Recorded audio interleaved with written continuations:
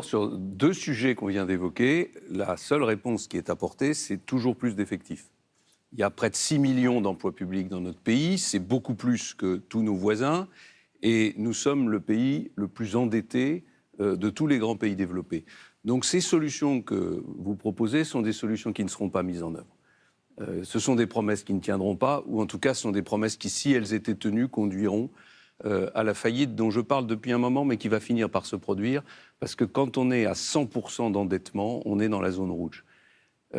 L'insécurité n'a cessé d'augmenter, et en particulier ces dernières semaines, c'est impressionnant. Je veux dire, des élèves qui détruisent quasiment leur lycée il y a quelques jours en banlieue parisienne, un élève qui ouvre le feu à Grasse sur ses camarades, un couple qui a été égorgé par un membre de leur famille radicalisée, les attaques contre Sentinelle il y a quelques jours. On a l'impression que chaque jour apporte sa dose d'actes de plus en plus violents.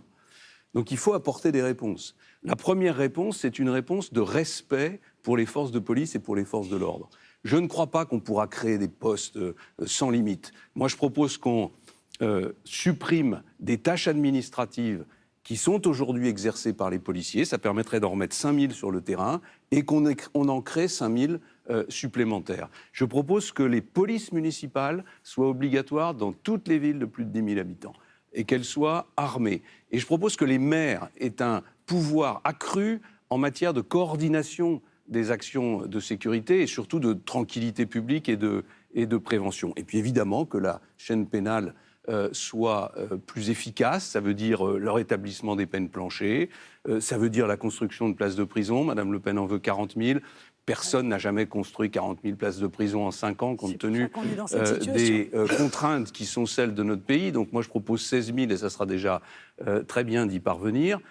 Et enfin, il faut que nous ayons, à l'égard des forces de police, à l'égard de tous ceux qui maintiennent l'ordre, des pompiers, de ceux qui exercent des missions de service public dans les quartiers, du respect et qu'on les protège. Parce qu'aujourd'hui, c'est un vrai sujet. Beaucoup ne sont pas protégés, ils ont peur, ils font leur métier quand même dans des conditions qui sont extraordinairement difficiles.